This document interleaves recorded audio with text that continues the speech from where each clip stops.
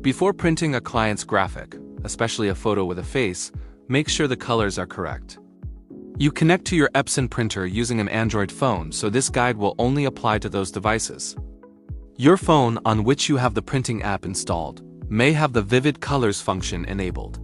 This feature makes colors appear more intense than they actually are.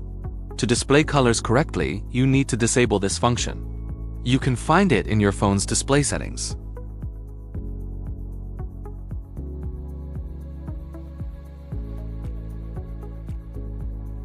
If the photo provided by the client doesn't look right, you can use several options built into Android phones.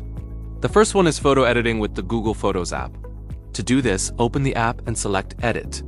Depending on the graphic, use the appropriate options.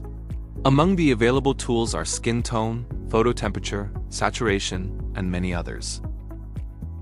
For basic editing, the color and light tabs are usually sufficient.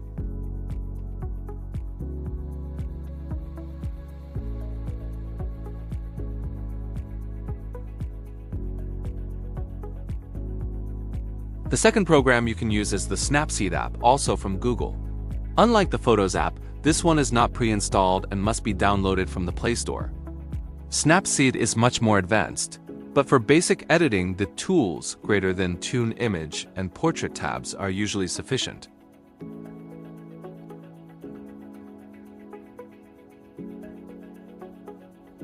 Both applications also have an automatic photo enhancement option, which can be useful in some cases. To use it, simply select the magic wand in the editing options or the enhanced filter.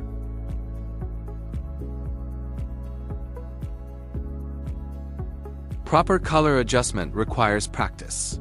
The image seen on the phone and the one from the print will always differ slightly. So to understand these differences and learn how to minimize them, you need to carry out a sufficient number of tests.